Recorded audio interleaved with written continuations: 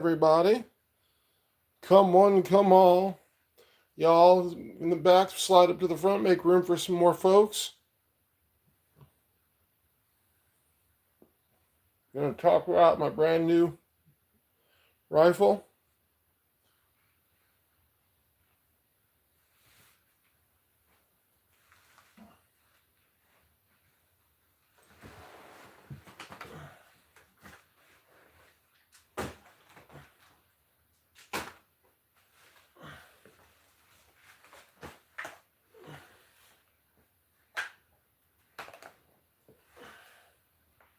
Welcome in.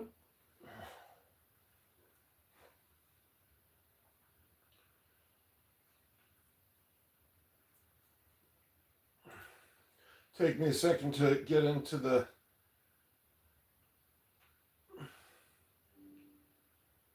Give me a second here to get in there. See y'all in the chat.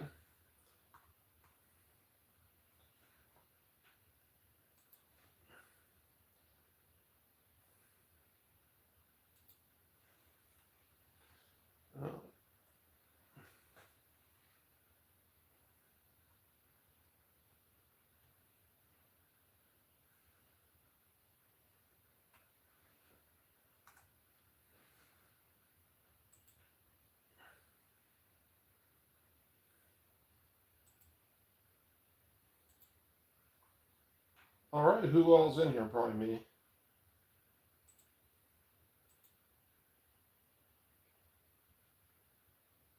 Oh, don't be shy. Step right up. Say something. Type in the box. Hit the subscribe button.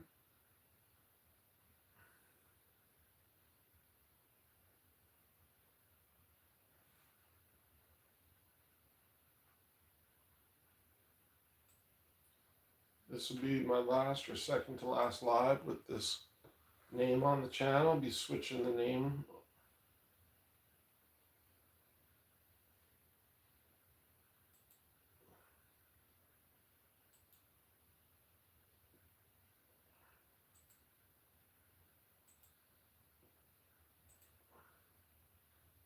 All right, Purple, what's up? Talk to me.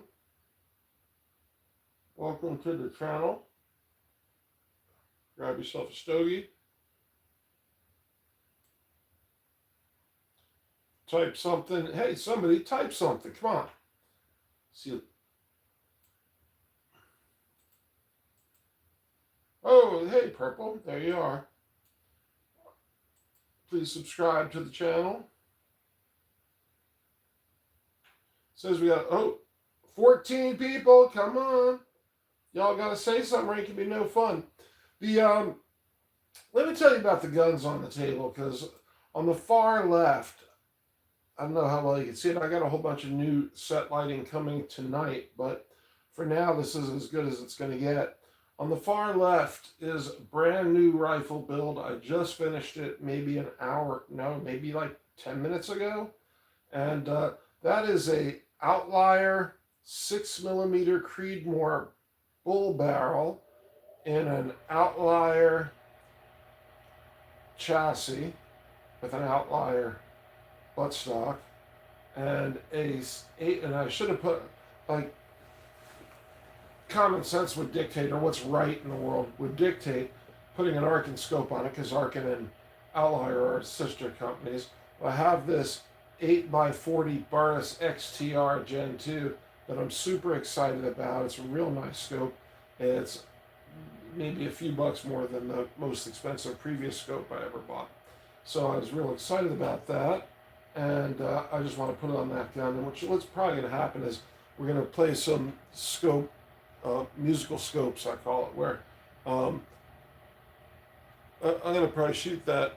I'm going to shoot that Burris scope on that rifle, and then if I like it as much as I hope I'm going to like it, then it'll probably get the top spot on a different gun, and I'll move, which is what the 15x60 that's on my 6GT PRS rifle, PRS slash bench rest rifle, and then that 15x60 will go on a 6.5 Creedmoor, which will be my 1,000-yard gun, or maybe I'll build another PRS gun with a 6.5 Creedmoor barrel or 6.5 PRC or something like that for 1,000+ yards. And then, 1,000 yards, maybe out to a mile, we'll see if we ever get there. And, oh man, basically I got the barrel on the action back from the gunsmith today, and then I sat down about 9 o'clock, and put it in put the jarred trigger. And I should tell you about. So JARD or jarred makes these insane triggers for many different rifle platforms, including the Howa Weatherby Vanguard. That's a Howa action, but Howa and Weatherby Vanguard are the same thing. Or Howa makes Weatherby Vanguards. And so every part that fits on a Howa fits on a Howa 1500 fits on a Weatherby Vanguard. So anyhow, this JARD or jarred trigger is a 6 to 8 ounce trigger. It's so light that my trigger gauge won't measure it. It won't just anyhow. So those are freaking heavenly for long distance shooting. So hey, I got 17 in here, and come on, y'all, talk to me, type something. Come on, Purple's the only one talking. They said hi, hey Purple. So y'all like, comment, and subscribe, and we'll be talking.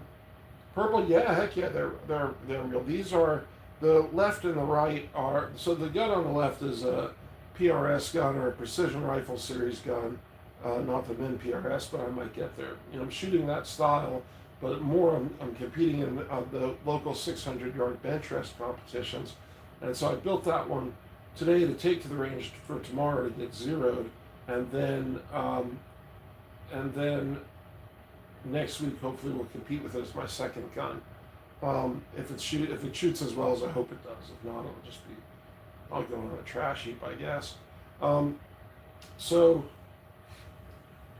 then what's up, Bagel Boy? Hello. Mama Bear Izzy, what a great name. Welcome in, Mama Bear. Hola, I love the weapons you have. Thank you, gracias. Te gustan también. So, the gun on the right is pretty much a hunting rifle, and that's really set up for long distance also. And that's my wife's gun. That's a Savage Axis Pro 2, chambered in 6mm arc, 6 arc, which is a new high performance target caliber mostly. Although you can hunt with 6 arc. There's no reason not to. And it's sitting in a Magpul field stock, and by putting it in the Magpul field stock, you get rid of the stock Howa magazine, which is a 4-round magazine, and you can run a 10-round AICS magazine and mount a Arca rail, which is a platform to mount your bipod on, very stable mounting point, which the stock gun doesn't have. Then on top of that is sitting an Arkin EP5 7 to 35 scope, so it's great for shooting long distance as far as you can ever want to shoot. And then the bad boy, or in the middle, is my love chunk. That is an AR-15 pistol chambered in 5.56, 11-inch barrel with, or 11.5 inch, but I think it's an 11, but it could be 11.5, I forget. And it has I think it's a 11 or 11.5 inch Roscoe barrel, and on top is a Vortex Strike Eagle 1-8 LPVO, and out front is a Dead Air Sandman 30 caliber can, and that is and so that it's not it quiets it down, but it's by no means quiet, because you're shooting a supersonic 5.56 round, and that's kind of I use it for competitions, but also that's pretty good defensive weapon right there. So welcome in, everybody. Let's see who's here.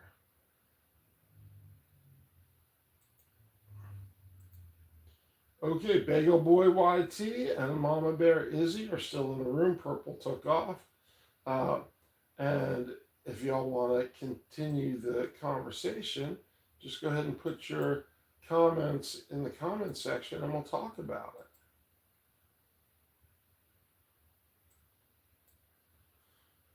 So where you guys? So I don't need to know your. I'm not asking a street address, but where y'all from? And also, by the way, please like, comment, and subscribe. So obviously you're doing the comment part. Thank y'all very much. But also please subscribe to the channel. That's a big deal for us because it's a small channel and we're really trying to grow it. Also, I didn't put any cigars out on the table, but I'm smoking a Espinosa Comfortably Numb Volume 2 at the moment. So, uh, um, if y'all, I don't know, it's not necessary to grab a cigar, but we did name the chat the Cigar Lounge Ballistics, and because we are known for smoking cigars um, while talking about guns. What's up, Modown84 says Trump 2028. There ain't going to be no Trump 2028 because there's not going to be an election in 2020. He's just going to stay. He's just going to cancel the election and stay in office for the rest of his life. Is basically pretty sure that's his plan. So 2028 is, that's fake, man. It's not going to happen. He's not going to run for president. I suppose he could, but if he did, okay, and actually it wouldn't. It it would only take Congress to change the law, or since he controls Congress and the Senate, they would do it for him in a minute. And it's not. It's only a law that started, I think, in what was it, like Herbert Hoover or Harry or Truman? One of those two guys had 3 terms, so it's not impossible. It's not like it's not like a constitutional amendment. He could certainly do it if you want to do it legal, right? Because I personally don't think he cares. I think he's just going to cancel all the elections, but he should get the law changed in his first term, and in the first half of his first term, while he still definitely has a majority in Congress and the Senate. But yeah, that'd be an easy law to change. But if they changed it to say that, if they changed it to say that a president could have 3 terms or an unlimited number of terms, then Obama could run against him. And I don't think, I don't think Obama. First of all, I don't think Obama would do it. I just don't think he cares. Like he did it already, and he's probably done. But that'd be a pretty interesting contest from a objective point of view, right? Because Obama's like his big boogeyman, and he hates Obama even more than he hates Joe Biden. So he'd lose his shit. But I don't think anybody can beat him right now. And the Democrats have nothing. They don't have anyone to put up against him.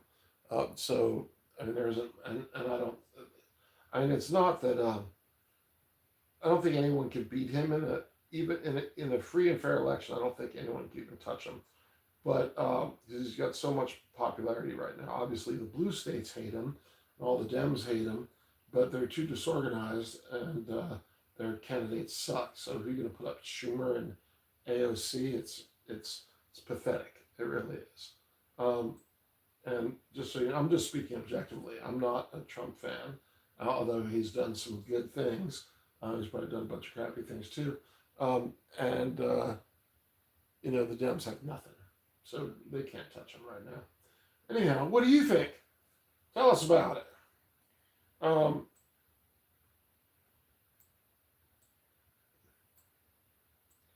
Who else is in here? Anybody lurking? Anybody lurking? We got Modown. Just me and you, Modown. Let's talk about it. Let's talk about it.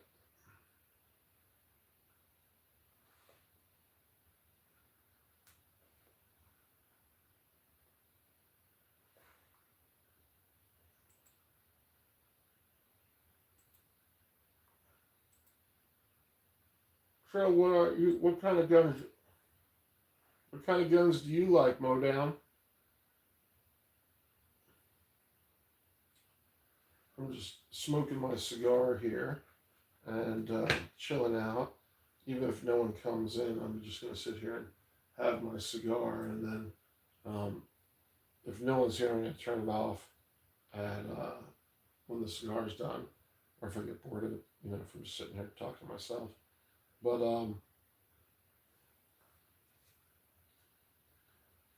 hopefully somebody will come in and talk to me and check out the bills. I don't think you heard about it. So on the left is a 6mm Creedmoor. Beach Boy 909. You think having guns make you tough? Dude, these are target rifles. Well, the one in the middle is kind of defensive, but the one on the left is a target rifle built for 600-yard competitions. So it's an entirely competitive rifle. There's nothing about it that is defensive or aggressive. It weighs 16 pounds or something, roughly. You can't really hold it on at your shoulder and fire. It's got to be shot from a tripod or a bipod. It's a bolt action. So yeah, no, that's just a strictly competition gun. The one on the right, the far right, is a hunting rifle, and although it's set up for long distance and target shooting, and the one on the left is kind of a badass defensive weapon. That's a suppressed 5.56 AR build with a 1:8 LPVO scope. So it's a pretty capable AR pistol. So there you go. Why are you showing these weapons, you idiot? Says Mark Meland. Well, this is a gun channel, and this is gun channels, and this is a gun table, but gun walls and such. This is a genre on YouTube. So there's tons of people with gun channels, and we like to talk about firearms. I particularly like to talk about target shooting. My particular interest, or my greatest particular interest, is right now is competing in a 600-yard bench rest competition. So I like long distance competitive shooting, and so what about that makes me an idiot, Mark? I'll take all your guns and walk out unharmed. Well, that's a kind of a weird flex, Beach Boy, but probably not. Probably not. I mean, I do have defensive weapons and self-defense weapons, home defense weapons, but particularly that one in the middle. But hey, my door's open. My front and my back door are wide open right now. So you got a shot. But thanks for your threat. Anyhow.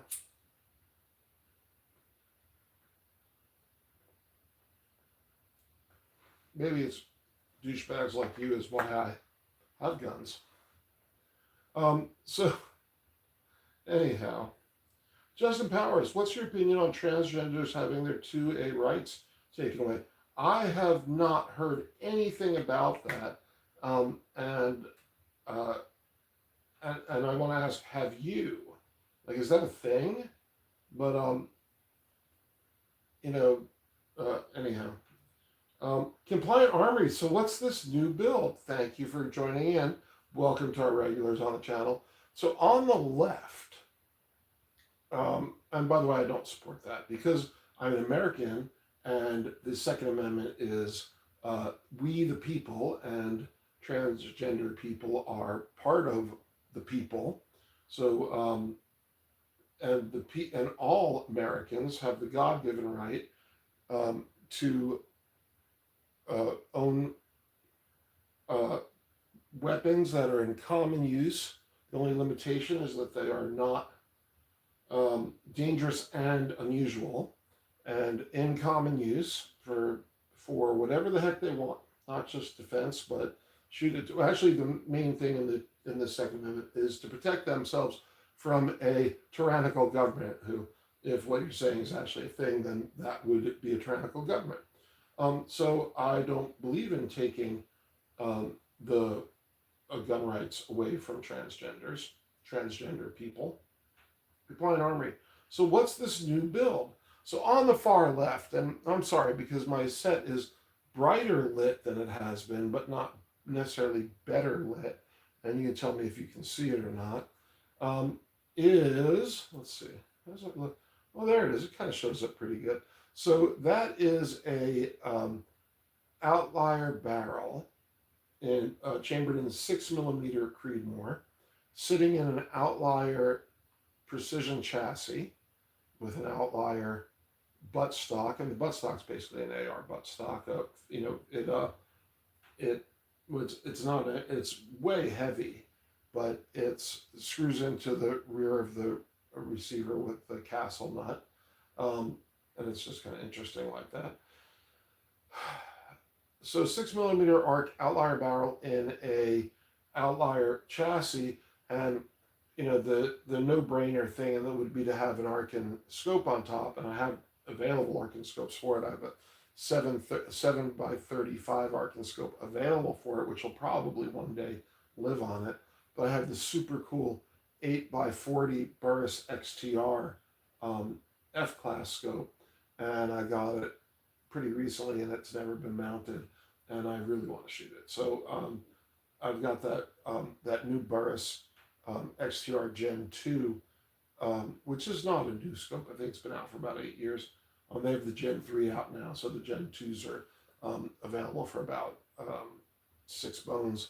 But that's what that is. And the cool thing about that forend on the chassis is that it's got a built-in Arca rail, so it didn't need an Arca rail adapter like the one that you can see on the front of the Savage, on the Savage axis on the right. So that's what we got, and I'm super excited about it. So now, so Justin Powers, I think Holion Noir reviewed that middle rifle. Well, more or less, I mean, everyone has. It's just an AR pistol. But that's, let's see, what is that? More than anything, that's a Foxtrot mic, and I don't know if Holion Noir ever reviewed Foxtrot mic. But the place you see a lot of Foxtrot mic stuff is on the Brownells channel with the Gunsmiths. And great interviews with Paul, the owner of Foxtrot mic. So that's a Foxtrot mic lower with I believe that's a 10, it's an 11 or an 11.5 inch Roscoe barrel, and Roscoe Bloodline, which is a pretty good mid-range barrel. And up top, it's got a SB4, it's SB something, the pistol brace, a Olight Valkyrie pistol light basically, but it runs really good on the rifle, and it doesn't need a pressure pad because you just hit the button with your finger, and it works really well because those buttons push inward, where most pistol lights you have to push them down, and that never works on a rifle. But because you just push them in, you just hit them with your finger and you pop them on and off, and it works great. And it's got a Dead Air Sandman S can on it.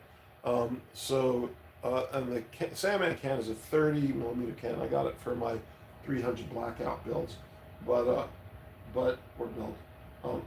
it's just kind of at home on the 10 or the 11-inch AR pistol. It doesn't really, I don't shoot. There is very little subsonic 5.56 out there. It's just not really a good feature of the round, but it quiets it down. It takes the bite out. It's really nice. Chili Eagle, sheesh, big boy. Yeah, thanks very much. That is a beast. Weighs about 16, 17 pounds. A lot of steel there, maybe 18 pounds, because that little weight on the bottom of the bag rider on the bottom of the buttstock is about 40 ounces on its own, but it makes the weight of the rifle very evenly set up. Um, just like right, the balance point's just in front of the receiver, and so it'll go great on a tripod. Um, but I've never shot that rifle. In fact, I just finished the build tonight, just shortly before coming on the channel. I just fired off the live to show it off.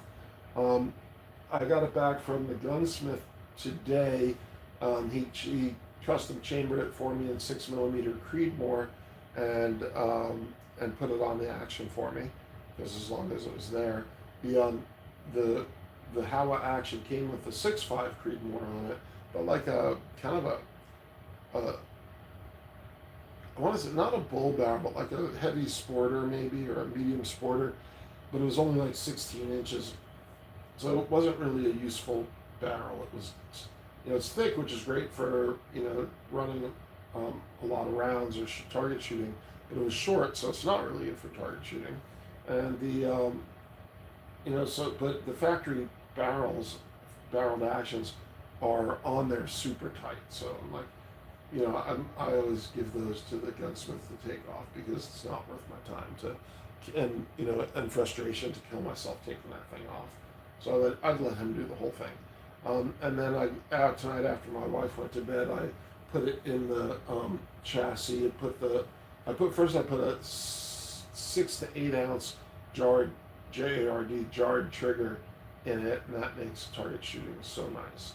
And then put the 20 MOA rail on the action, put the action in the chassis, and then mounted the scope. And the thing that took the longest was trying to find a scope throw lever. And I had so many in the house, and not one of them fit. It's like 45mm, 46 is too big, 44 is too small, and of course, almost every scope throw lever comes in 44 or 46mm. So that was the most frustrating part of it. And that's about it.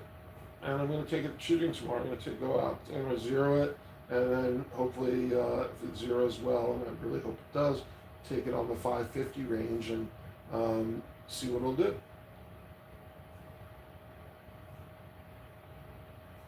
Compliant, looks nice, man. Thank you. It's kind of good. The buttstock's kind of cool. It adds a little edge to it. The whole thing's got an edgy look. I was going to paint it.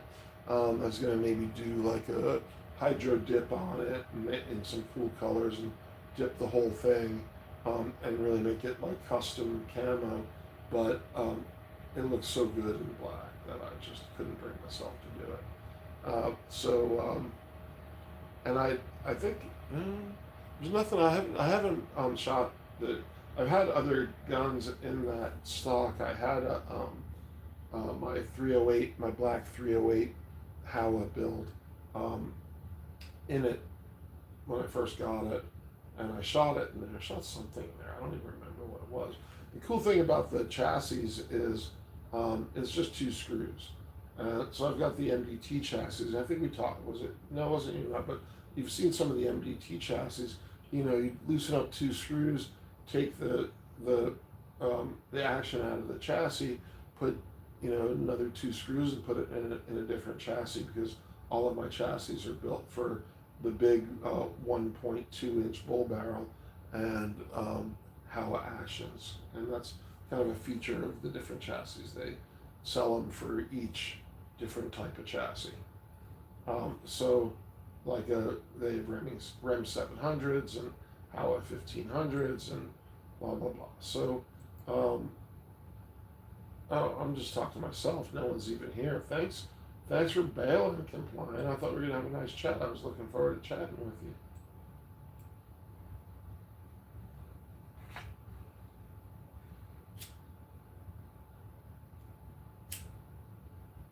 Are you still here, Rona? And if you are, I really enjoyed talking with you the other night, or typing with you the other night. And thank you for popping in and saying hi and checking out my new gun. Obviously, there's more fun presenters than myself, so I don't blame you for going else. Oh, you're back. There you are. Welcome back. I was just saying I really enjoy chatting with you, and compliant. Came out clean. I just dropped in to check you out, but I have to head to bed. Of course you do. School night, brother, and I really appreciate you coming in. So, I just really want to get it up on the channel and show it off a little bit. But tomorrow I'm taking it to the range. I'm going to zero it and take it on the 550 range, and if it's not too crowded there, and I'll do some video. And I'm not sure because in this state, Saturday's opening day for deer season for modern rifle deer hunting. So there could be a bunch of people there last minute zeroing their rifles, but I think everybody took care of that already. And I was supposed to go out, but all my plans fell through, and we're planning on going out during late buck in next month. Anyhow, thanks for coming in, and sleep well, my brother. Yeah, so I'm going to do a video, and then if it is shooting well, I'm going to run it as my second gun or my backup rifle in the 600-yard competition next Sunday. So it just kind of got back from the gunsmith real timely, just in time for the next competition. So built it tonight, zero it tomorrow, and even plink around at 500, 550. There's steel out there at 535. I have my own steel target here that's sitting in a box, and I need to build it out and put a 2x4 in it. But I'd love to have my own steel target out on the line at 550 yards. But we'll see. We'll see. Hey man, you have a great day tomorrow. I'll probably be around this weekend. Probably do a longer stream Saturday during the day, or like Saturday morning, and then my dad's coming in from Austin on Sunday, so I don't have to. I'm supposed to fly to Austin tomorrow and drive him back, and we just figured out a way to get him a plane ticket, and so he's just gonna fly in on Sunday. Anyway, peace, brother. Thanks for coming in.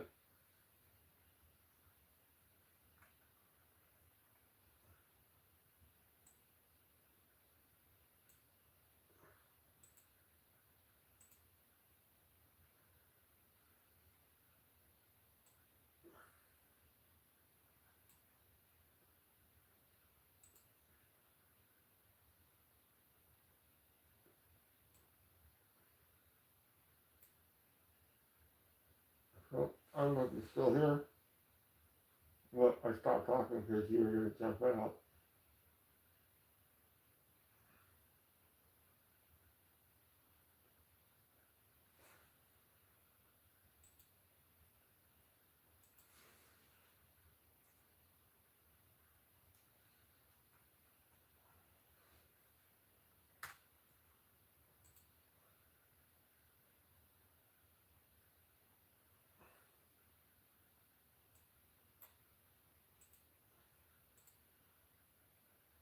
It's still showing you're here, but I'm assuming you're not.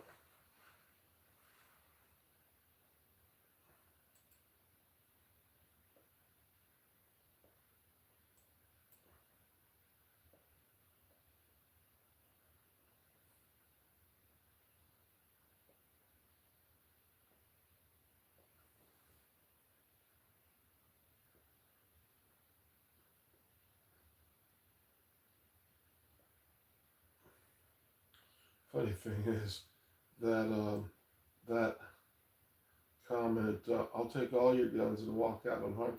No, you won't take all my guns, bro, because you can't fucking carry them all. Well, you'd have to make a bunch of trips. Let's put it that way. And probably gnaw through some pretty thick steel. Fucking weirdos.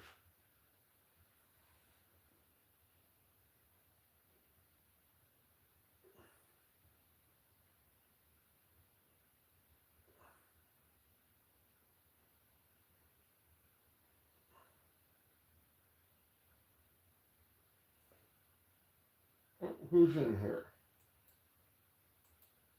Oh, still compliant.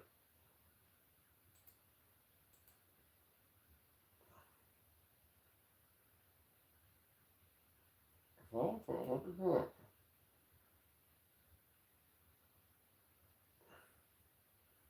How do I get these to scroll?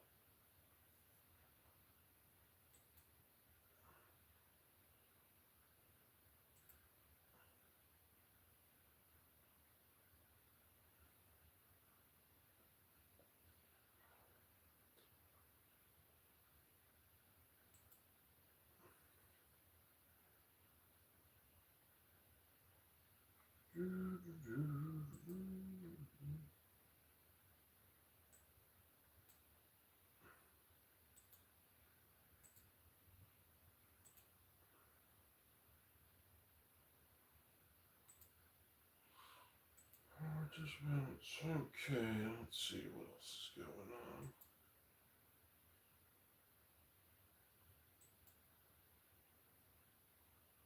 So, are you going?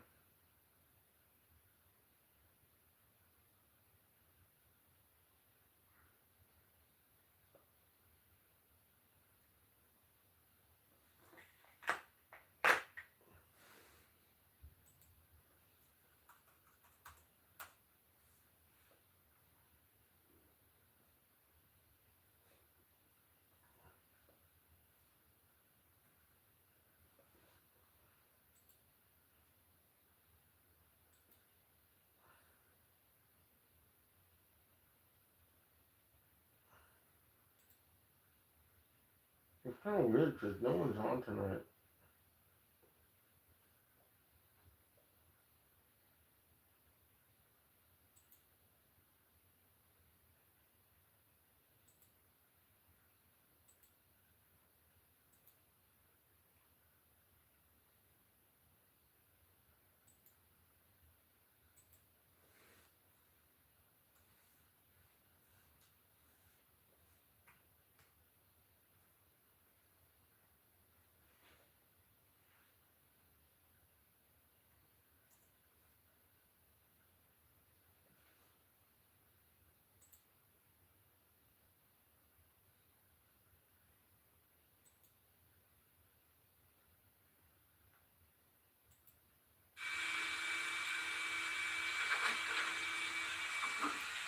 We still have to do the NFA bullshit with suppressors.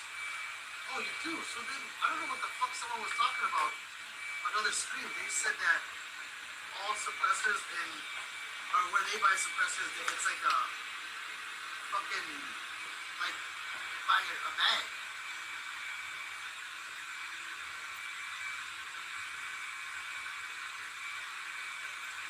What else is good answer? Like, good boy. Good boy, Mona. Good boy.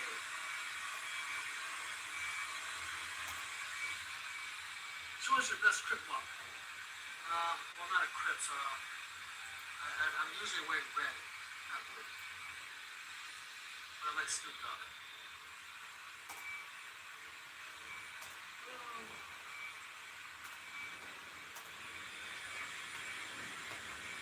Joseph, like and subscribe.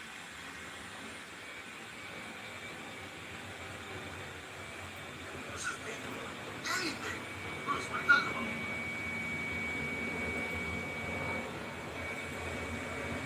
Oh my god, I'm so tired. Up here. Maybe get it done. I don't know. Then I get it. Then I get to leave early. Yeah. So we'll see. Looks like that.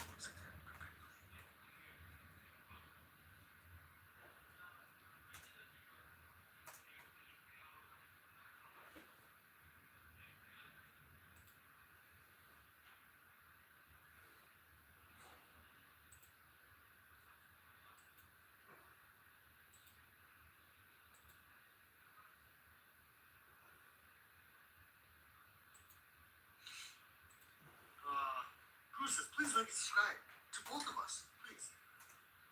Ringo says they don't have kiosks to do prints and things, but you still gotta wait on me too. Okay, so you still have to do the 4473. Arctic says, Damn, you're what, cuz? You real liar? I'm old now, so I don't do that stuff. I love doing lots of suppressors though. Yes, doing the truffle shuffle, they will wake you up. I know, right? But I really think they're cleaning up. And if they are, I gotta go home. Who says the guy who said you can buy suppressors like this? Oh yeah, okay. So you can't do that, huh? Yeah, it was in one of my lives. You got us all fired up to move to Texas. I thought it confirmed, so I don't know where the fuck he is in Texas or where he can go buy bags and suppressors like that. Has anyone tried one of those you know those fake suppressors, the oil filters or whatever they call them? Has anyone actually tried one of those?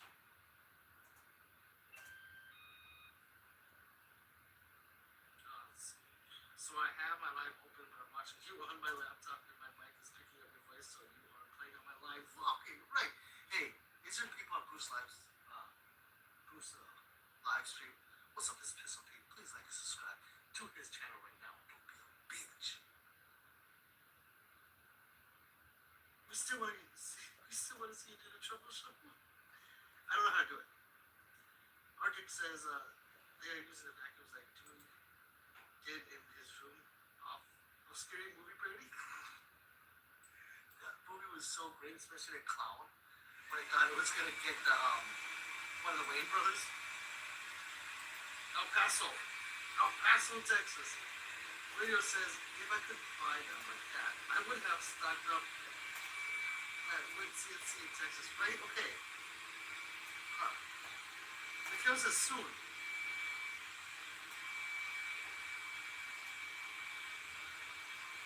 Let me know how it goes. Be very careful. I don't want you to get a baffle strike and, fuck something up. But yes.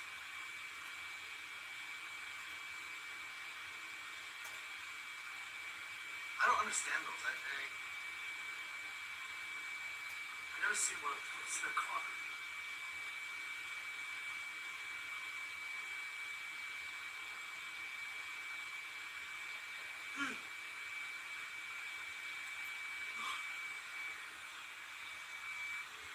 Kill, you'll survive. You can take a mortar shell to the chest. You'll survive. You like the black Superman. Remember when Superman, there's that black Superman, the Man of Steel? It's you, Mikhail. You're the Man of Steel. Blood says, I hope you do. You will. Bruce says, W at 17 for a minute, but there isn't anyone there now. But if anyone comes in, they are hearing them on a run. I hope they stay. Bruce. Yeah, I don't know. It's late night, and when late night comes around, it's just hard to get people.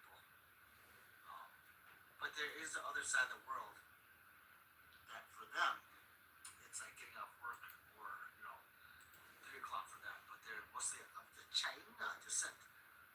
So we'll see.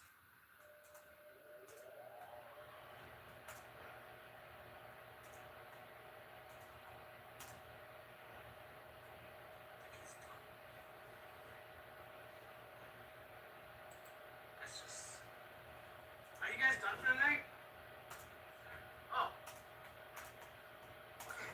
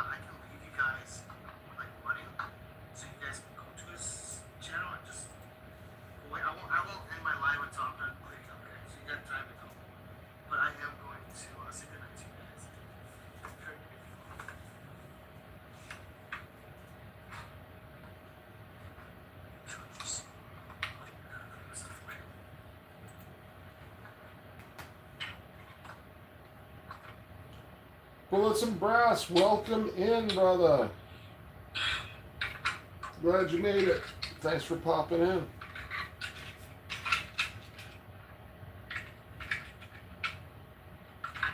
No, I apologize. I'm not nearly as entertaining as Pete.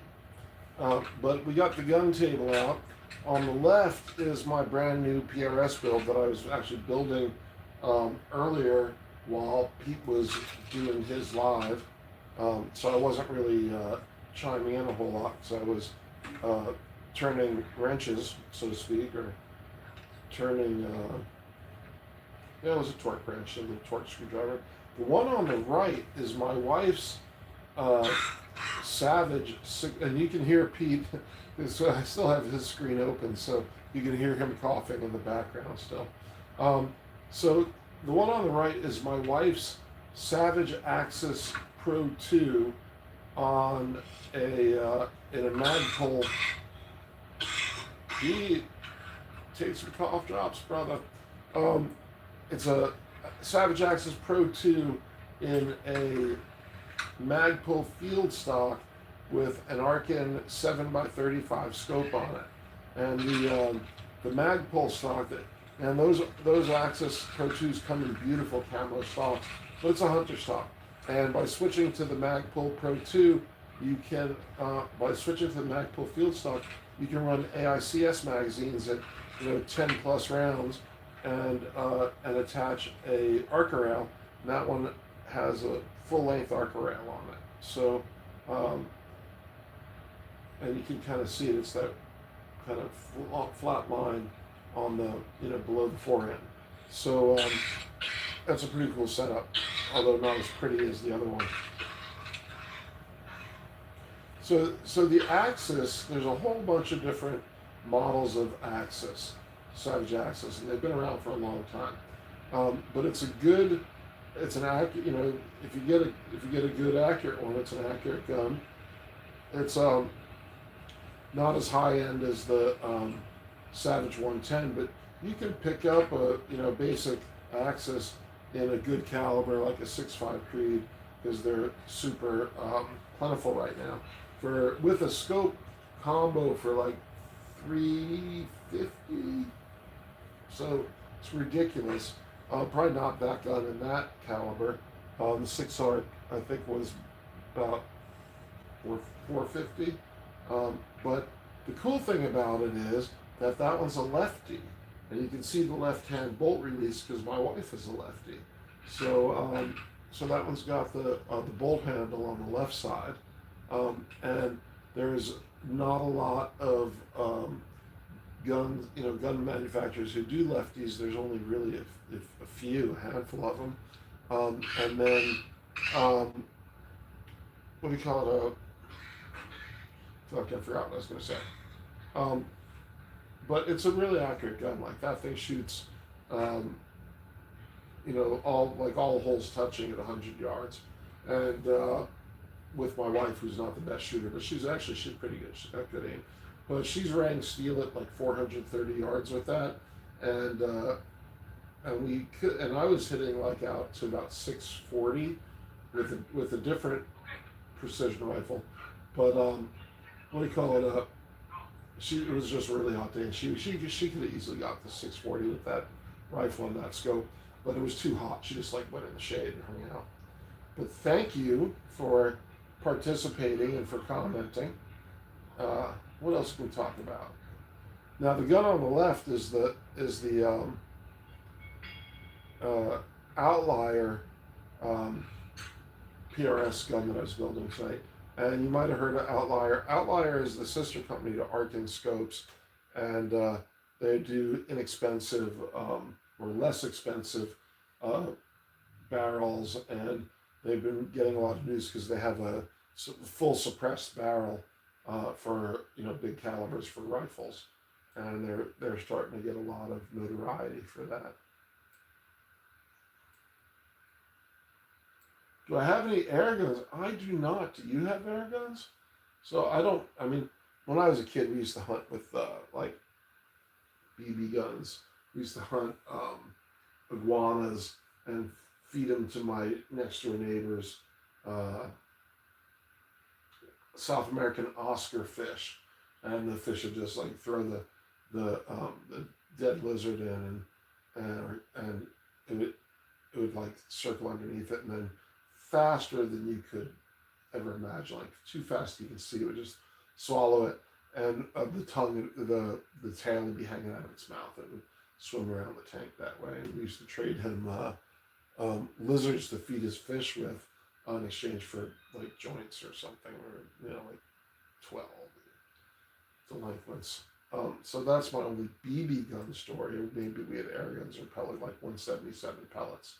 But I don't know anything about air guns.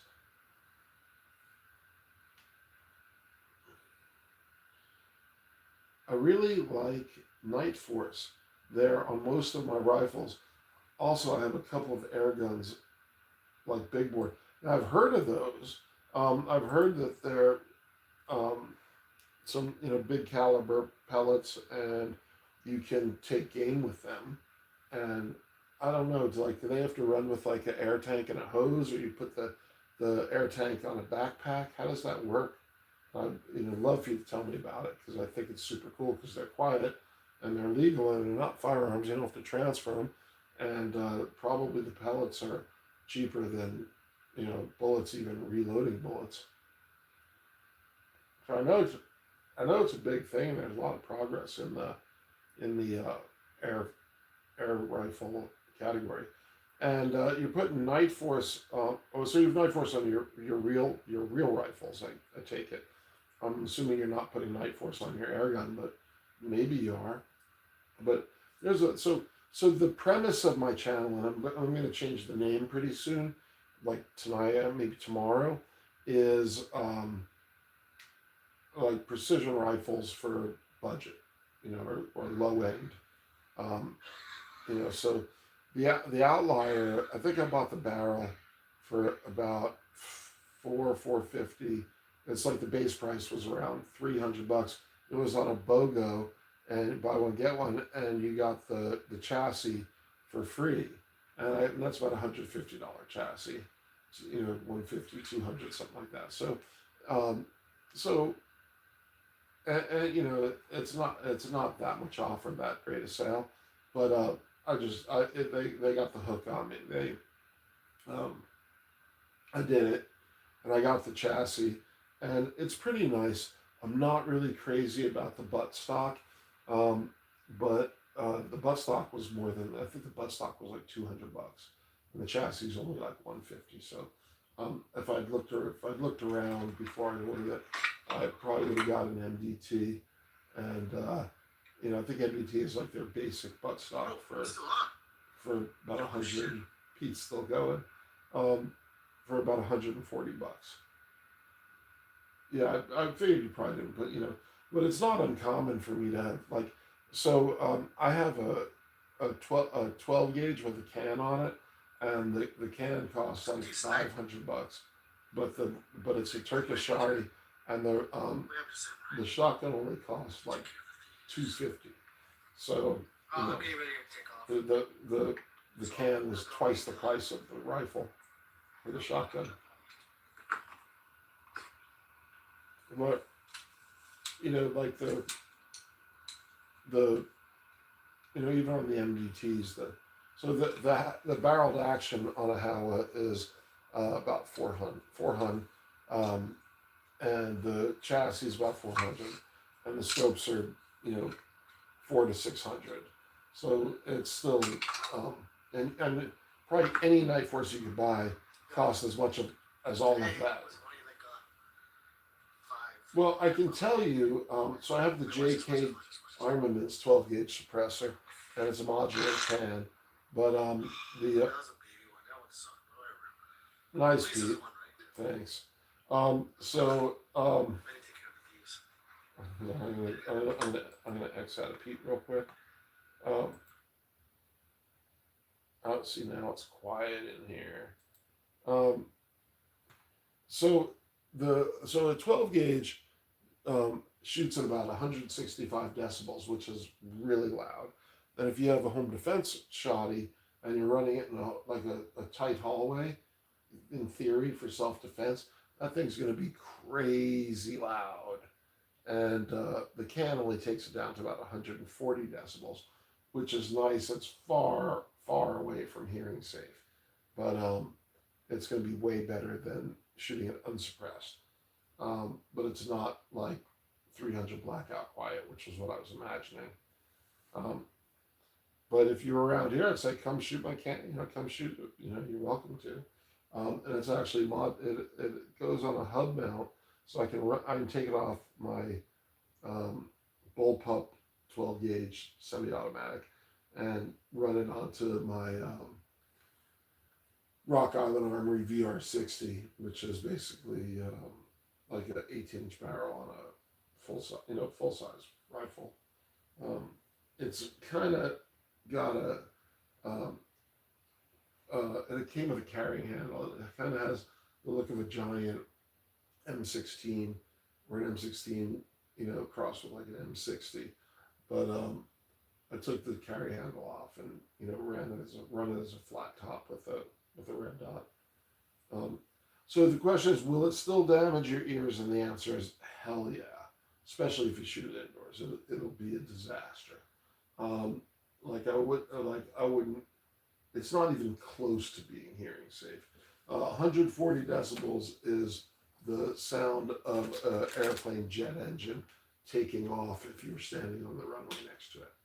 That's what 140 decibels is. Race cars are like 120-ish.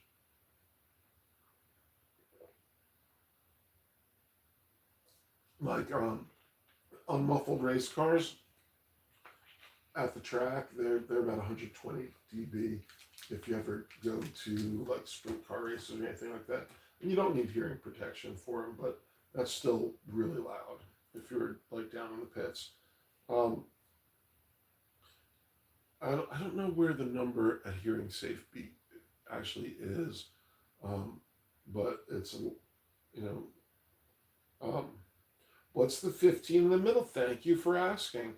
So that is a Foxtrot Mike lower, pistol lower, with a custom built upper, and I believe it is a 11.5 Roscoe Bloodline barrel with a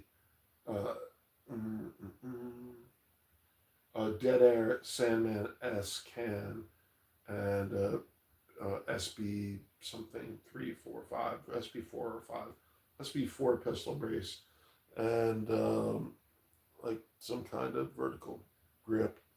And it's got a 1-to-8 Vortex Strike Eagle, 1-to-8 Vortex Strike Eagle on it. I run LPVOs on all my ARs because I can't see shit, so I can hit like 50 yards with a red dot.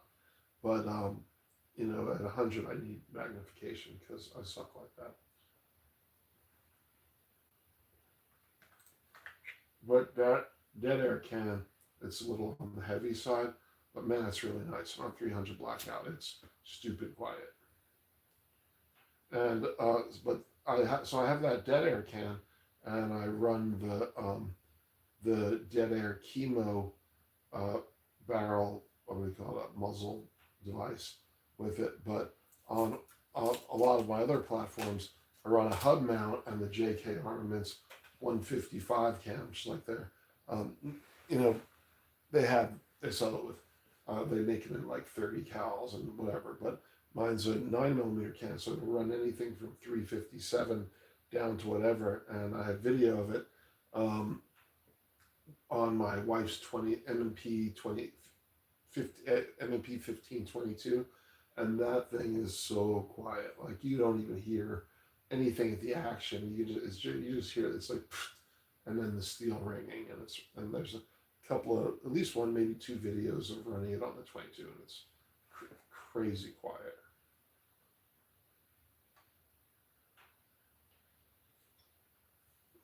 I have a Dead Air on my 6.5 bolt action.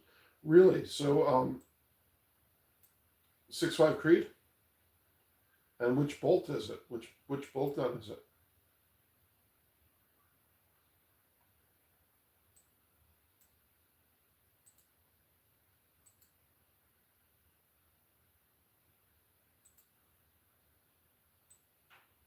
And when I'm not talking, it's really quiet in here. Yeah, what bolt action are you running? I have a 6.5. I have a couple of 6.5 bolts. One's my hunting rifle, and the other is supposedly a hunting rifle. It's so damn heavy that it's really just a target rifle.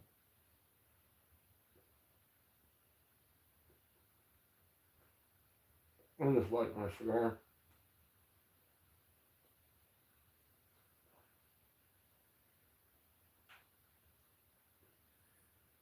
Well, we've been, sorry, we've been on an hour already, and I'm only about a little more than a third of the way through a cigar that usually burns out in about 45 minutes, so I'm smoking really slow. Oh, cool. So it's a 6.5 Creed. Also, it's a Ruger Ranch Predator. So the gun I was just talking about that's really heavy is a Ruger American Hunter, also in Magpul stock. Um, and I don't think I have. I have like a 4-port muzzle brake on that thing. Um, but it's a Ruger. Interestingly, the company that made the trigger um, that's in this precision rifle build, JARD or JARD, makes a light, target trigger for the Ruger American, and it'll go on the Predator, and it'll go on the. It's on. I have one on my Ruger American Hunter, but it's also like a 6-ounce trigger because it's basically a target gun. But I had to hog the shit out of the internals of the not the stock, but the like the metal frame inside the Magpul Hunter stock. I had to put that thing on the grinder so many times to clearance it to fit the trigger because it's got a little different profile. And man, I took so much material off that stock, off that chassis. So, do you have the 30 cal cannon on that? Are you running the Sandman S, just like this one? I do not have bows. I did archery when I was a kid, but I am not a bow hunter.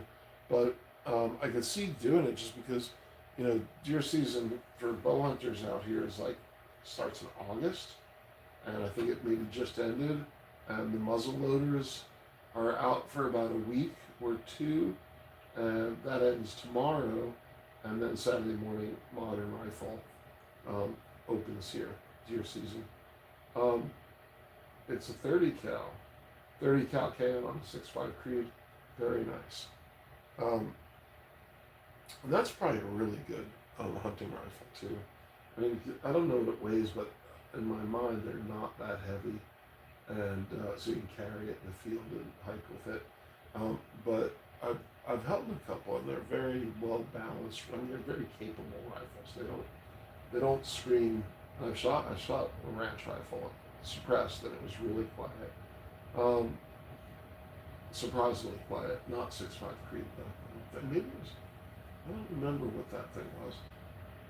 But yeah, great rifles. Not like they don't seem like expensive hunting rifles, but they're very capable rifles, and I really like them.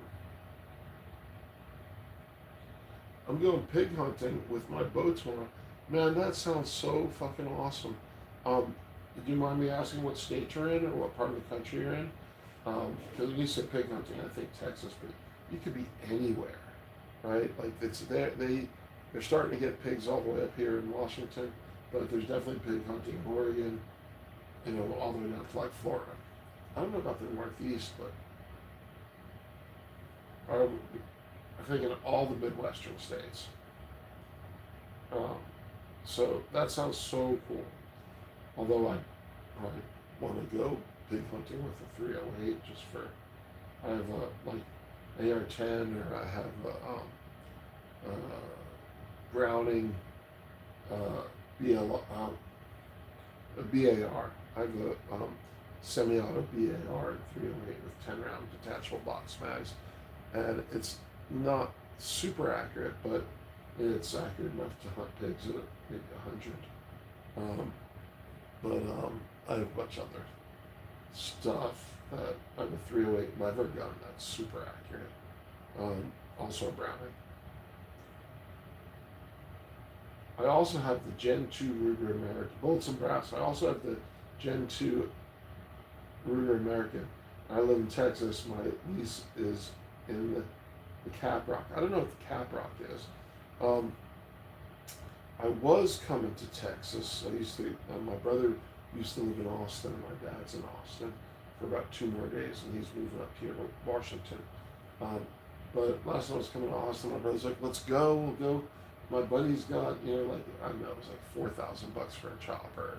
He wanted to go hog hunting in a chopper, and that sounded interesting. I just didn't have the time. I was in for a long weekend, mostly to see my dad. Lever action 22 are some of the most fun, in my opinion. Well, I absolutely agree. I got my wife a Henry 22 lever, and it's her absolute favorite gun. There's a 22 caliber steel box at one of the ranges we go to, and and I'll have like 6 rifles to 0, and all the projects I'm working on. I just toss her the 22 lever gun, and she just is gone for like 5 hours shooting steel. And yeah, it's a nice gun. And then I like that M&P 1522 with the can on it. That thing's a blast to shoot. Just super fun. But I agree with you. I have a Rossi 16-inch, like an R92 or an M92, and run it with it's 357 and 38. And that thing, even at 357, it has very little, if any, recoil impulse, and that's a lot of fun. Also, it's very fast and light and usable. And I have a Romeo and Juliet. Not Romeo and Juliet. Romeo and Juliet is a cigar brand. I have a Romeo 5 on it, just mounted on the pick rail on the deck, and that thing's really fun to shoot. And I've been shooting it on the channel, although it was in my early videos. They came out like shit, and I'll reshoot that. But yeah, 338 cal lever on steel is just a pleasure. The 308 lever is a much bigger, heavier, more serious gun. I have a 308, a Browning 308 lever gun, and it's just way bigger and heavier than like the little, Model 92.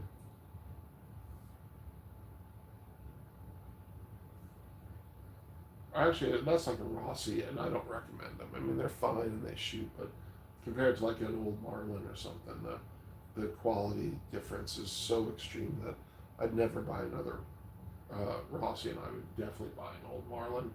And I was at the gun store today looking for stuff for the channel, and you totally should record your hunt for tomorrow. That'd be so cool. Did I hear you on Pete's channel asking if anybody wants to see your hunt? And I was just like busy wrenching, so I couldn't reply. But I'm totally interested in that. I saw some guy at the Ranger showing his video of him hunting thermal, hunting pigs in Texas with thermal, and there's a pig standing up, grazing or whatever, and he takes the shot, and then then you have a pig on its back with its legs in the air. It looked just like as if it was standing up, but his legs were pointing up in the air. It's just a straight shot. But I would totally. I mean, I don't know what the best caliber is. For hogs, you would know probably. I'm sure 6.5 would get it done. Right, AR-10 would be a great platform for pig hunting, and like 308 or 6.5. What kind of? So I'm assuming with bow hunting, you have to be much closer in. Or you just like up in a tree stand, and they just come in foraging for shit, and what distances are you shooting? Your bow at like 50 yards or 100 yards, or what's an ethical hunting distance for full penetration for pig hunting? And then also, do you and I'm not judgmental about this, I'm just curious, do you pack the meat? Do you have a luau or a big old barbecue, and or wild pig, you need to smoke it because it's more gamey. I'm very interested in this conversation. And one of the things I really like is that there's a lot of meat on a pig, and you don't need a license. Like here, you go bow hunting for not bow hunting, but because I don't bow hunt, but you go out rifle hunting for deer, and you have one, and most of the game units out here are all buck, or buck only. So they say there's like one buck for 17 does here. And I think last season I saw one doe one day with no bucks, and the next day I saw like, or that in late season I saw like 4 does and about a half a buck. I saw the hindquarters as it was leaving the road as we came around a corner, and was in the thicket, and we backed it up and hit it, went around the other side of the trees and got out, and it never came out. Like we did not see it after that. Bullets and brass. I personally just take like a 223, but my go-to hunting rifle 6.8, also for bows. I don't like to go anywhere out more than 50 yards. Also, I don't eat pigs; they're just too nasty down here. So, can you dress them and take them to a homeless shelter for me? Can you donate it anywhere, or just not at all? Does anybody eat them there? Or I'm sure somebody does, but like, is it common to, you just, environment control or just pest control basically? Practice.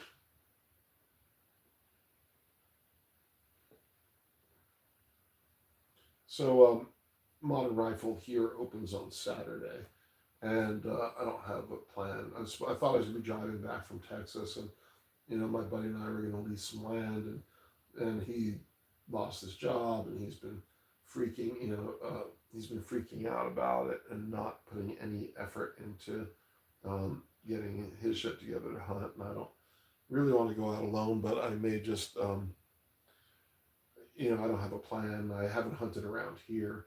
I hunted an hour and a half south of here, and I have a video up of me sitting in last year, me and my buddy hunted, went out on opening day, and in a little alder, hunted in timber, little alder thicket, and I took some video right before we left, and it was really like it came out nice, and it really just has the vibe and everything, and you're more than welcome to check it out. And I was hunting with 300 black, because the deer down here are black cows. They're maybe 200 pounds is a good size buck here. Much smaller and thinner than muleys and whitetail.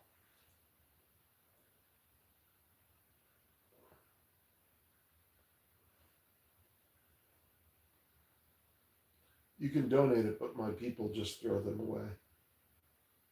I mean, like my people, like your family, or like a tribal, or I'm still in the Bullets and Brass. I still am yet to go elk hunting, but I really want to go.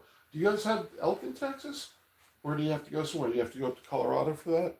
In the 19s, I'm an old guy, so in the 1980s, I went to college in Gunnison, Colorado, in the West Elk Mountains, and they were taking, and this is the 1980s, they were taking about 800 elk a season out of the mountains just to the west of us.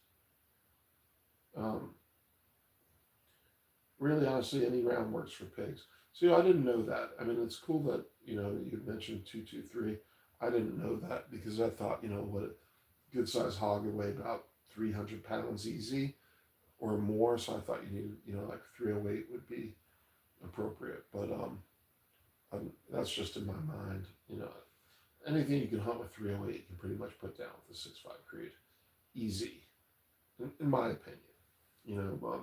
People hunt elk with 6.5 Creed, and some people have a big argument about it, and I don't. I think it's a capable cartridge. I wouldn't probably use it on moose, but on elk, sure. I've got like a little 16-inch Howa super light woods gun in 6.5 Creed, and it's I think it's more than capable for, for deer hunting. Um, but that's, I have a 4x4, 4.5x14 on it.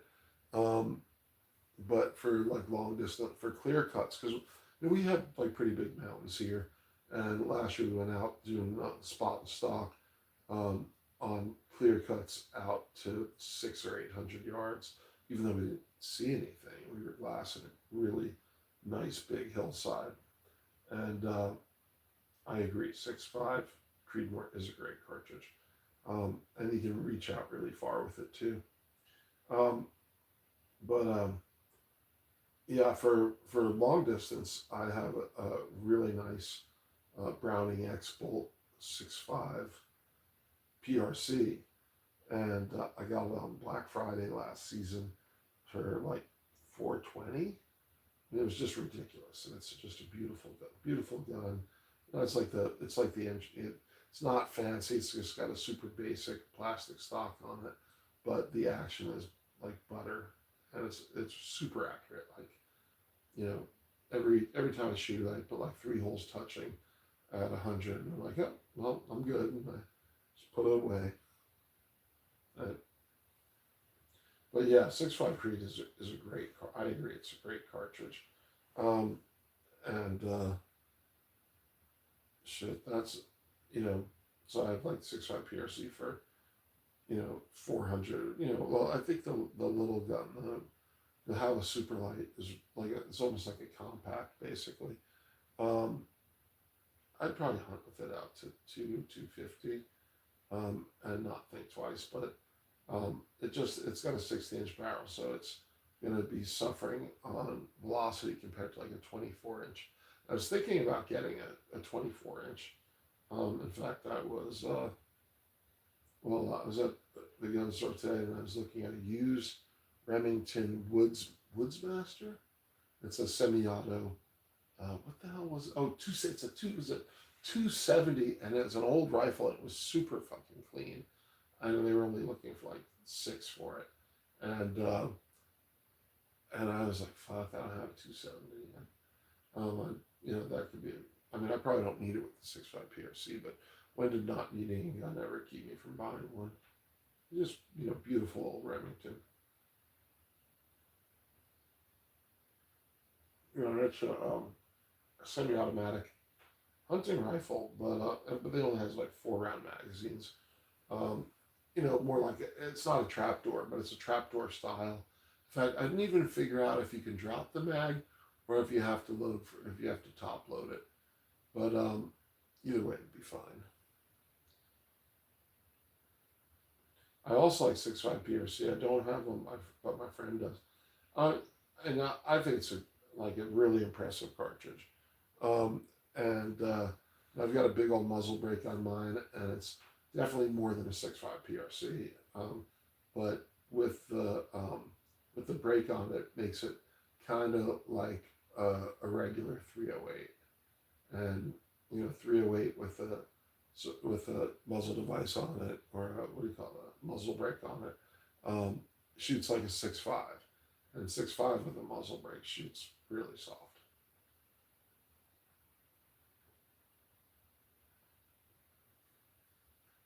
With that new build, that precision rifle on the left is a 6 Creed, which is 243 basically, with a 6.5 Creedmoor case neck down, and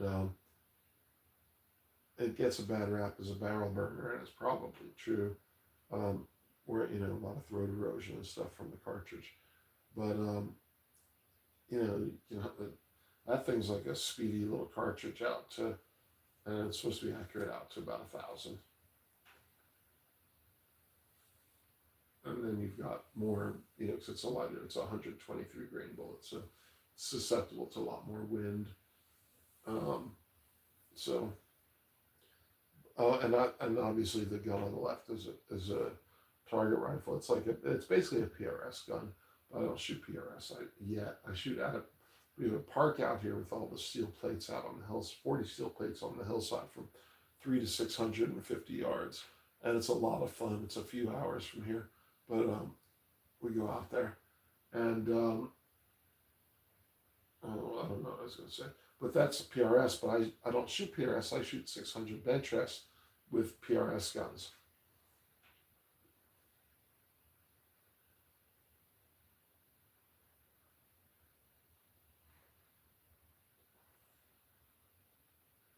Do y'all have any difficult gun laws down there?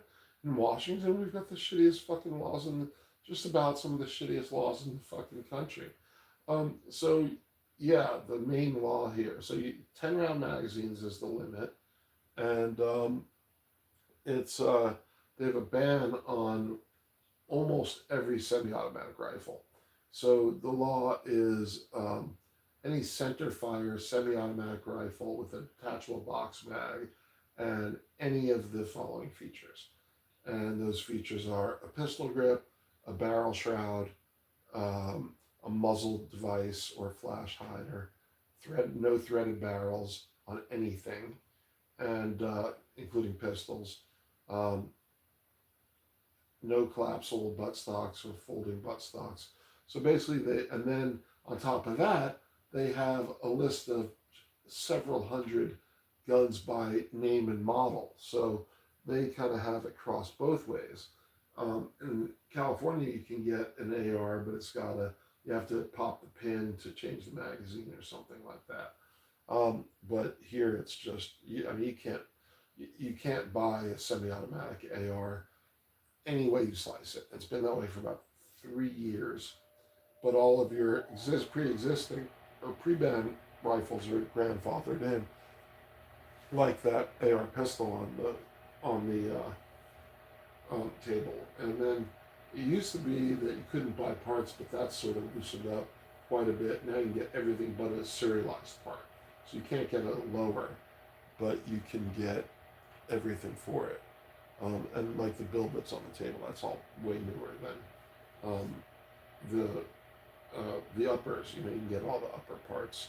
Go down to the gun store down a mile from here and buy everything you want for an upper, barrels and everything. You can still get those, but I'm stuck with 3 AR lowers, except with one exception. So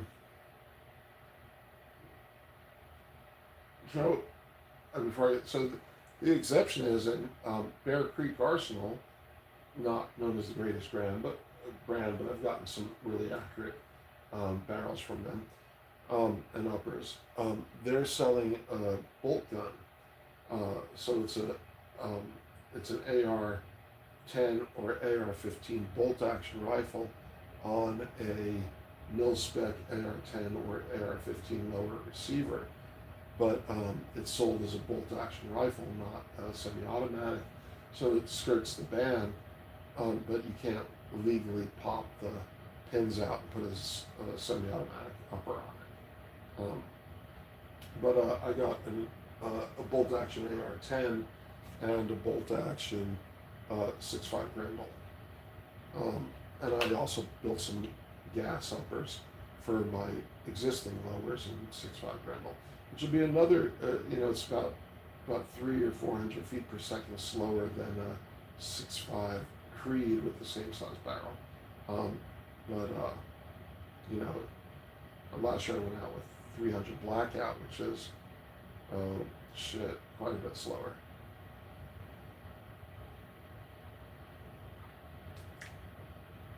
And still puts, plenty of power on target. And I have some 6 arc, which is basically a 243, but a very, very, like a 3,000 foot per, no, like 25, 26, 2650. So you can hunt with that. Dude, thanks for talking with me. I'm going to hop off though. I'm tired, and good night. Thank you for talking with me. I really appreciate it, and I appreciate you. And I'm passing out here myself, so I'm going to wrap it up pretty quick. And I look forward to seeing you. If you're still here, I look forward to seeing your video when you have a chance to get it up on your channel. And I'm going to subscribe to you. Bullets and bass. I thought it was bullets and brass. So you like to fish also. You talk about fishing. We went up to Alaska and fished this year, and it was awesome.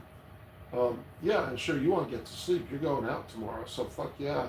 Don't let me keep you. But if you can post your channel name, um, I'll sub- I want to subscribe to you. Let me see. I'll go to channel. I got you. You go on, get some rest, and good luck tomorrow. And I look forward to seeing your video when you get it up. Um, and like I posted a video, it wasn't even like I didn't even get a shot, but just a video sitting in my blind with the kind of as the morning got brighter, the fog was burning off. It's a beautiful video. Um, I think any hunter would enjoy that. But if you get a chance, go check that out too. And you have a great night, brother. And I'm subscribing. I just subscribed to you. Um, and I don't know if you are subscribed to me, but if you're not, please subscribe. I'm gonna check out your stuff and look at you, man. You have a real channel here. Um, well, let's see. You can go. You got 61 subscribers. I don't know if you've gone live, but you can go live. What is this puppy? Oh my God! This is your. Is that a Catahoula? Is that a Catahoula? Oh, that one looks like a border collie. That looks like a Catahoula.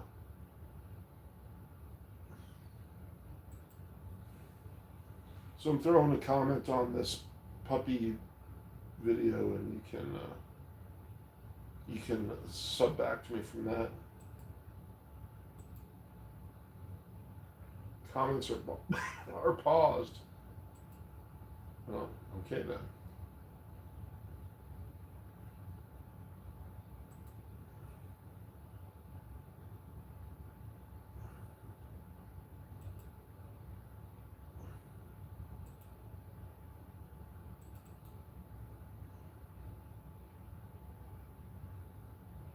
Dude, turn your comments on.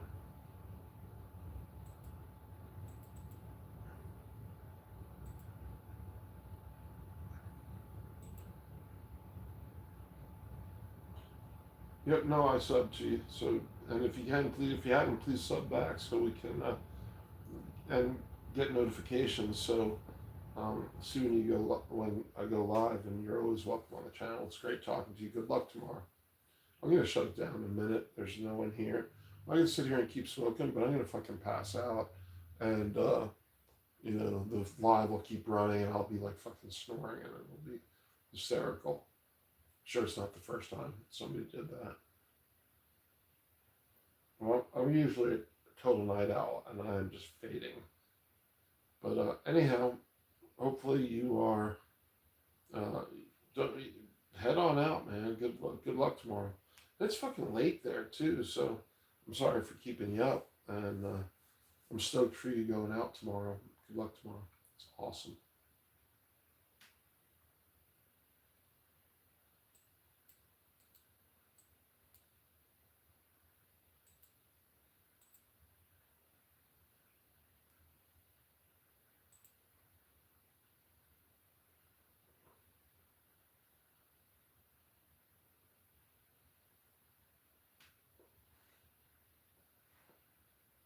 I don't know if you're still in here, but I'm assuming you're not. So my thing says you are still in here, but I support you in getting some sleep, brother.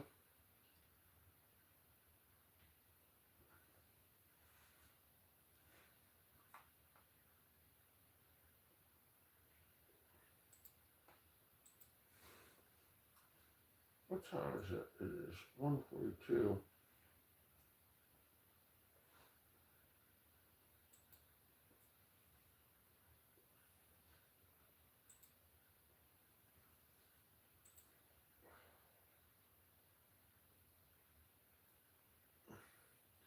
Checking Papa's channel.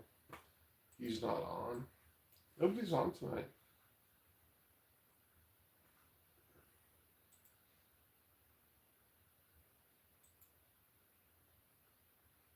Nobody's on.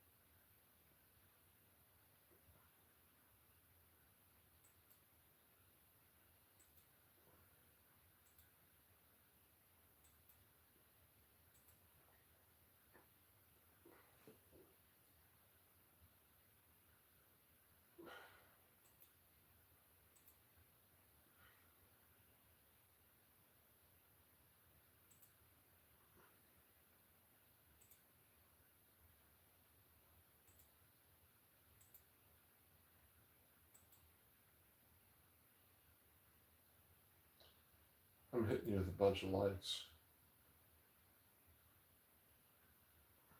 But when I hit it, it doesn't. Dude, you have 15,000 likes. 1,500 likes? 15,000 likes. Oh, that's like an ad. Is that even your ad? I don't know what the fuck that's about. Puppies! I think it's a Catahoula. It is a Catahoula. Right on. Look, this cute fucking puppy. My daughter had one, and she loved that dog, but it got old and, you know, you have to put it down. As is the way with puppies, with dogs. I'm just scrolling down liking all your shit here.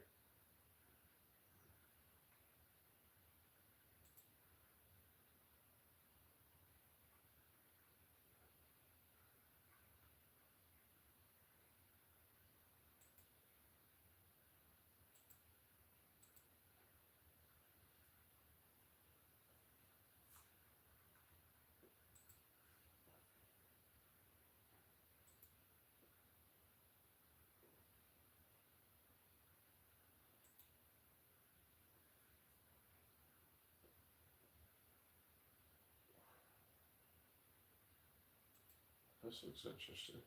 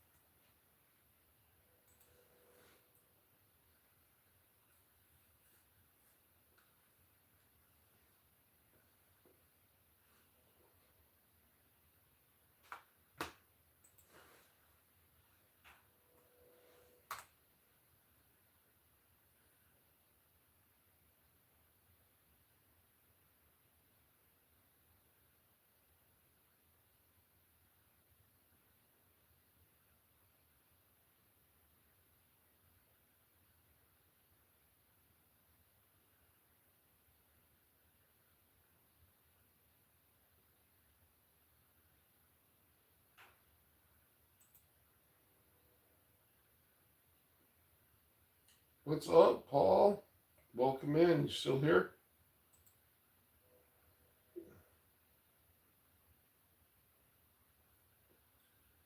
I don't know if you're still here or not, but I was browsing on another channel because no one was here. Yo, Paulie Walnuts, what's happening, brother? How you guys doing tonight? So funny because I'm sitting here on my laptop and like typing and shit, and I was gonna type a response to you, and I forget that I can talk. You in here, brother? Um, about to. I was falling asleep.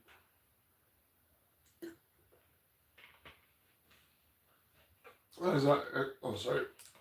I was actually looking to see who was live on other channels. I was looking for Papa, but he's not here. It's been kind of dead tonight as far as anyone going on. Hardly anyone's been on.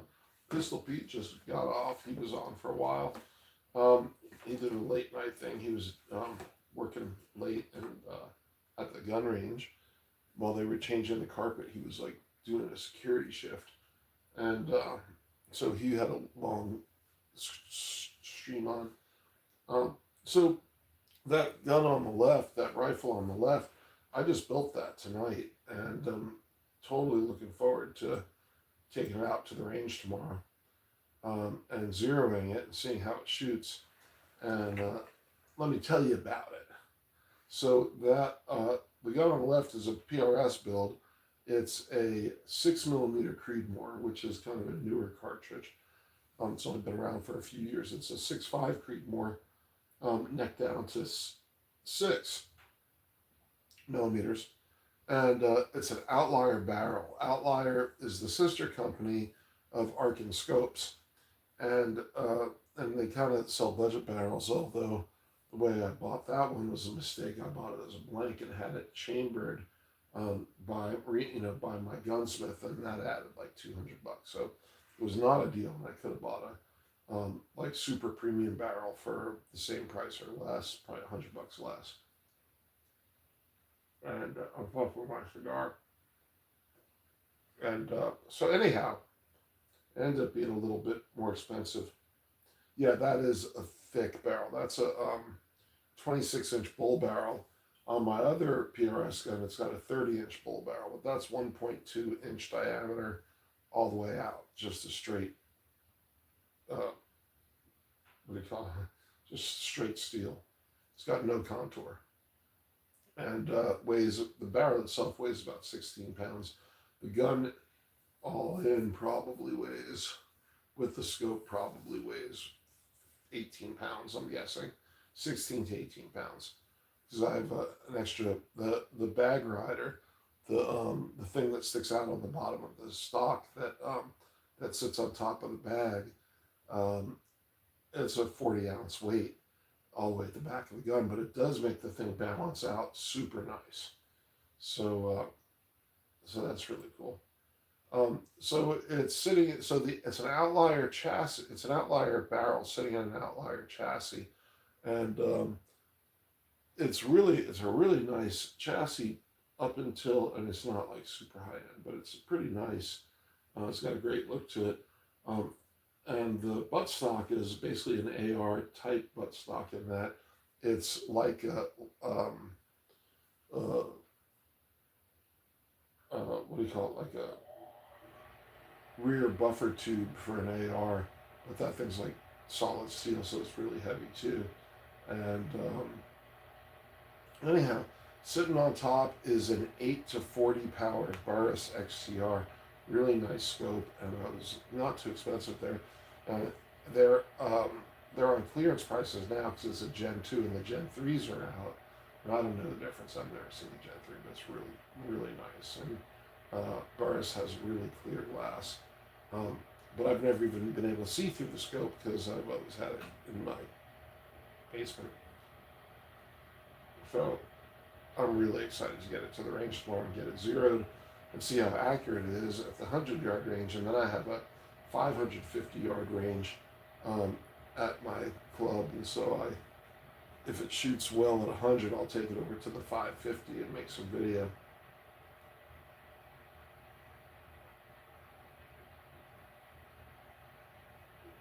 Wick,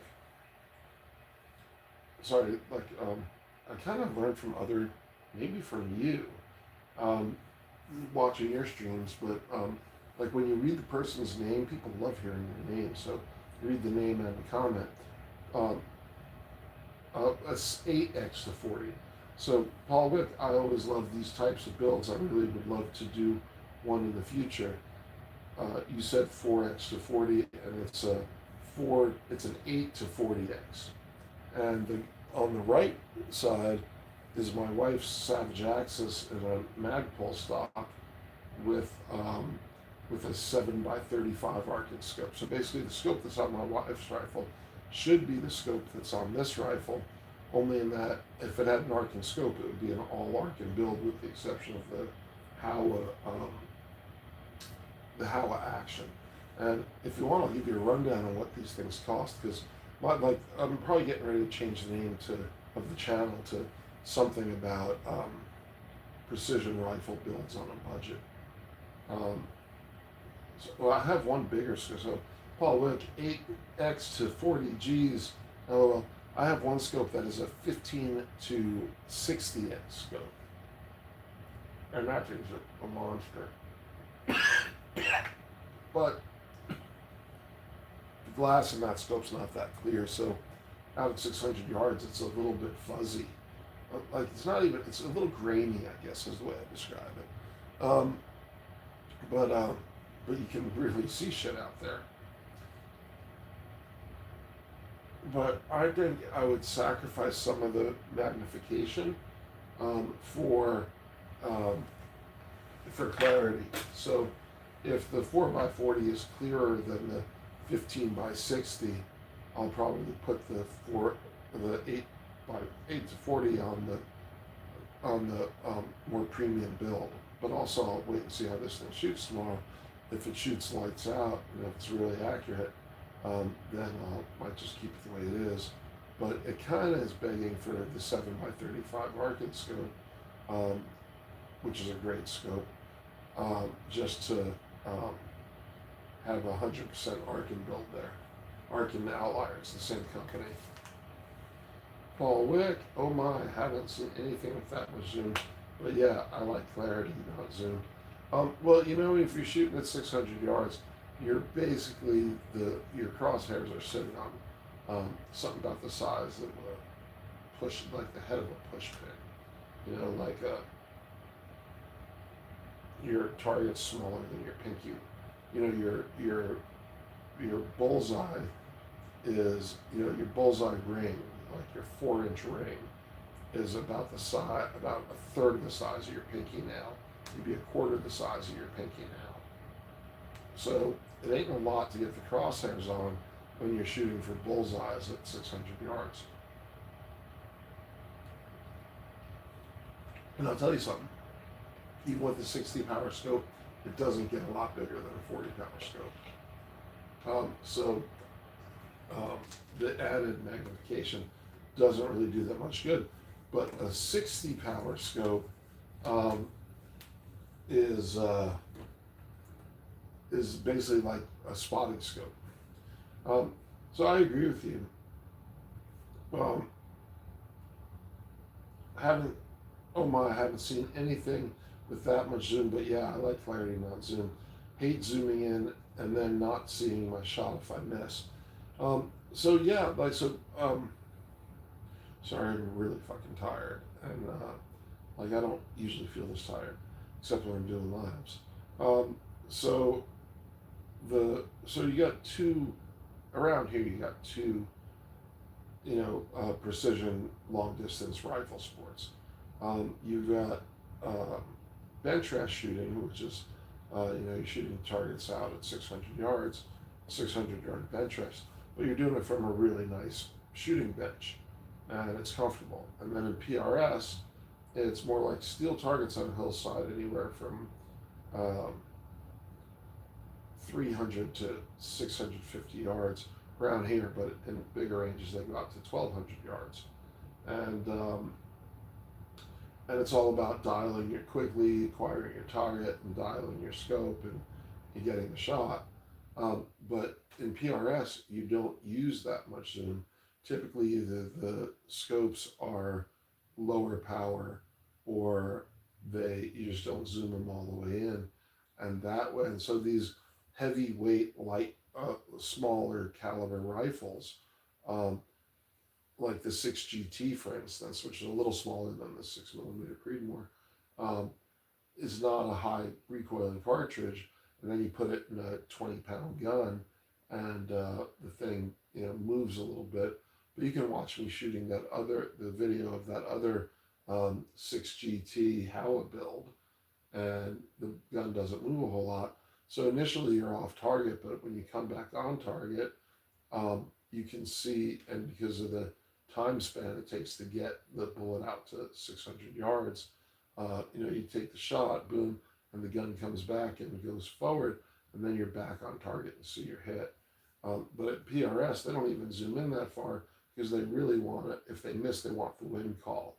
They want to see why it's off and how far off, so they can make adjustments on the fly, or and they want to see their own hits.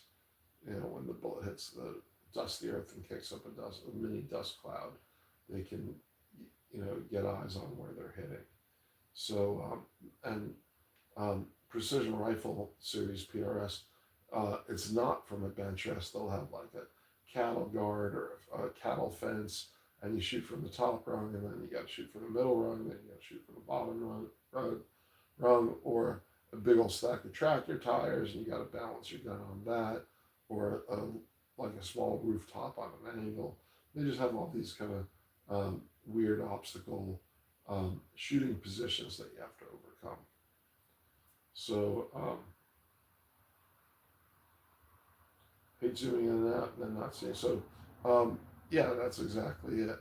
Is you're not zooming in so far that you can't see or acquire your target, but being able to have some good reference and see the dust calls around the target. I used to PRS ranges. Ours goes out about 1.5 miles. That's fucking crazy. That's awesome. Then you got to, like you were saying, you were shooting 6.5 Creedmoor out at 1,265 yards. I don't have anything. I don't. There's one range that had 1,000-yard competition about 3 hours from here, and I was signed up to do that competition. I was really excited about it. And actually, I wasn't even interested in competing, but the day before, they had, and that's not PRS, that's prone. The day before is like the warm up and practice day. So I was just going to go out there and do the practice day, so I could just shoot at 1,000 yards and see how I did, but not join the contest for the weekend. And that was scheduled for last weekend, but I was out in California at the Hearst Castle and such, visiting my kids. So I couldn't go to the match, and I have to wait till springtime till they have it again, or I'm gonna have to like drive around and look for open land that's like state owned, or federal forest that I can shoot on, and do 1,000-yard target that way, or put out some steel at 1,000 yards. I'll post my first time shooting the 450 in the morning. It just shows my first time feeling that recoil. LOL. So I'm guessing that's 450 Bushmaster or a 450 SOCOM, or I don't fucking know what the calibers are in 450. But if you're shooting it out of an AR, I'm just wondering how big a case it can hold, or I've never seen the bullet. If it's got a big powder charge. Is that out of an AR-15 or an AR-10? Yeah, Bushmaster. I don't know anything about the cartridge, but velocity is, even the velocity that says on the box, which is always 150 to 100 feet per second slower than the actual ammo. But ammo is slower than what they write on the box, is what I meant to say. I had to think through that. So, just to give you a rundown on what something like that costs, it's about $450 for a custom barrel, and that chassis, I think it's about $150, not including the buttstock. And sorry, I said bucks. And then the chassis itself, um, they're, well, like the other one that's on the other rifle, the MDT chassis. Those are up 420, but I got mine on sale for like 15 off, so that was like 360. But oh, we were talking about this. I'm gonna do a 6.5 Creedmoor bolt action AR-10, and I'm just waiting for. Well, should I have the barrel? I know I saw it the other day, but I haven't seen it when I went looking for it. Hey, brother, I'm getting really tired. So interesting straight wall cartridge. Um, so I'm glad you're here, and I love talking to you. But I'm also, I don't know if I sound tired, but I got like my eyes closed because the studio lights are so bright, and I'm spacing out hard. Um, so yeah, but I think I was giving you the rundown. I'm like, so that thing's like 400 for the barrel, 400 for the chassis, and and then the scopes like about 600, anywhere from 400 to 600 for a good scope, and then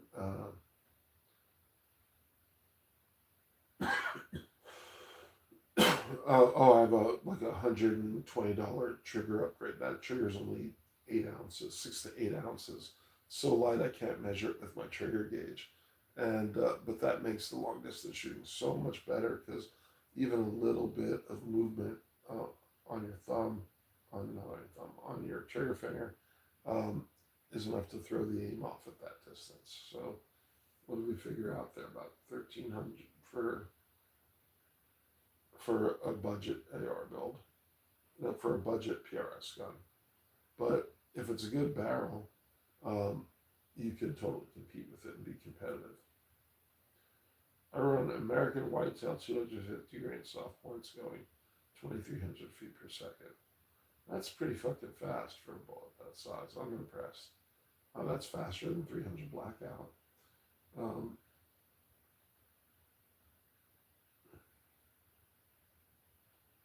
well, that's sort of, so like I'm getting ready to change up the channel and make it about PRS uh, rifles for reasonable cost, and um, so that's sort of the main direction I'm gonna go with the channel. But there's plenty of guys who are spending upwards of $8,000 on these rifles, so you can go pretty deep down that rabbit hole and spend a lot of money. Like 400 is, or even 350 is really low for a chassis, but that's like cheap seats, entry level. There's guys that spend $1,000 or more just on the chassis and not the barreling. Oh, and there was one other price, and that was $420 for the action, and that's a Howa 1500 barreled action from Brownells. I think I got that for 10 or 12% off on some sale they were having. So I think we're up to about 17 for the whole rig.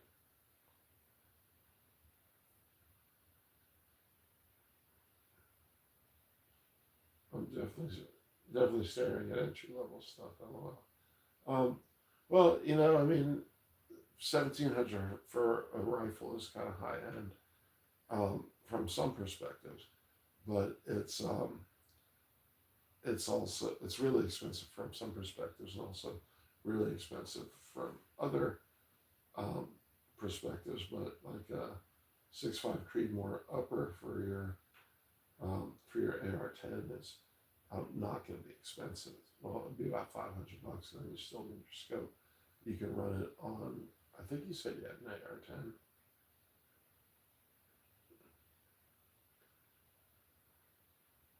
I'm closing my eyes until I see your next comment. So if I pass out, I'm just gonna have like a sleep video with me snoring off camera.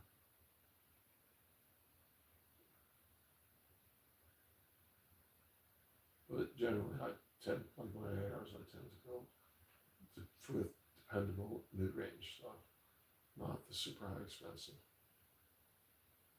And if you have good parts and put together a gun with good parts, it might be a really good gun, and you don't need to spend a fortune on it. What plenty of people do.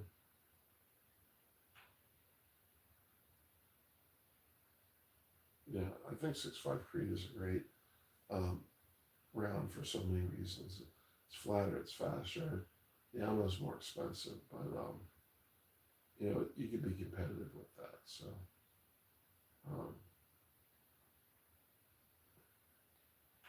yeah, can you I'm really spacing out here. I'm gonna shut it down just because I'm passing out. So thank you for being here.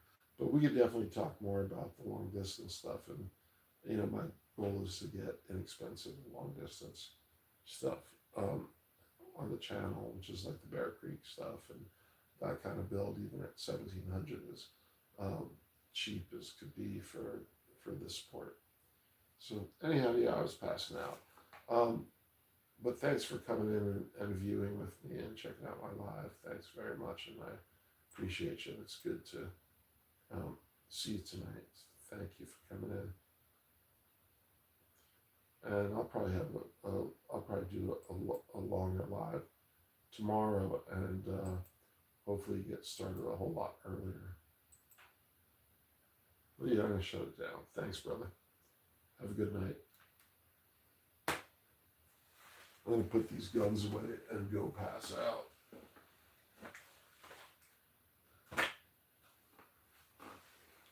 And then I'm gonna go to the range and shoot my new build tomorrow. Here, I'll do a close up before I shut it down. If you're still here. So we're just moving the camera. We're not touching anything.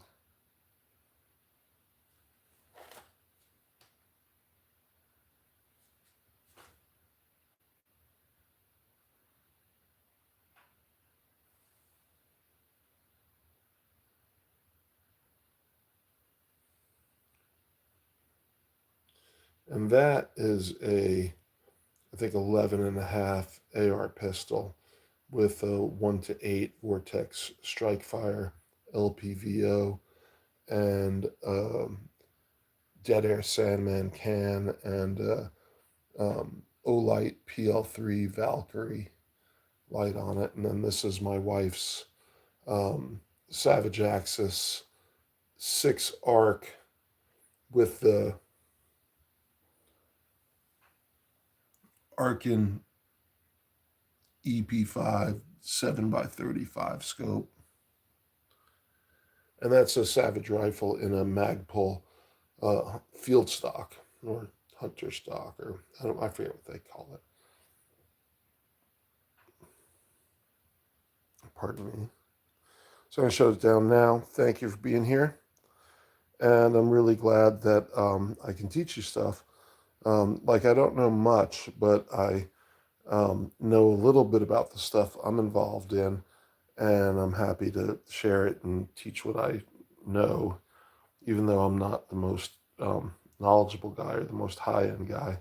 I'm happy to share the stuff that I know about.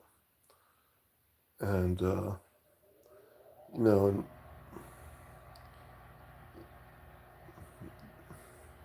so thanks for being here, brother. I'm going to shut it down now. Now.